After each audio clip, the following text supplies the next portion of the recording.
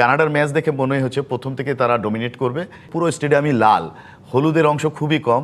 But south আফ্রিকার সেই ধরনের স্ট্রাইকার নাই। তিনটা দেশ নিয়ে খেলা হচ্ছে, সেখানে আপনি মেক্সিকো প্রথম, তারপরে কানাডা, তারপরে ইউএসএ। তারা স্বাগতিক হিসাবে বরাবরের মতো ভালো খেলে তারা 32-এ চলে আসছে।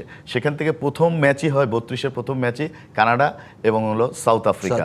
তো মনে হচ্ছিল যে বাই ফিকচার অনুযায়ী কানাডা তাদের স্বাগতিক হিসাবে দেশে খেলবে, কিন্তু না, তার ম্যাচ পড়ে যায় মেক্সিকোতে, লস অ্যাঞ্জেলস আমেরিকার মাঠে।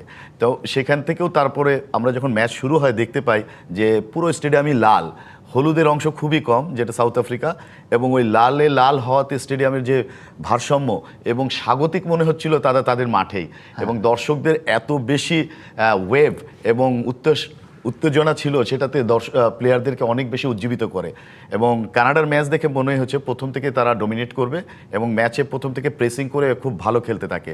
কিন্তু সাউথ আফ্রিকাকে ক্রেডিট দিতে হয়, তারা সবসময় ডিফেন্ডিং ব্লক খেলে ওখান থেকে কাউন্টার অ্যাটাকে যায়।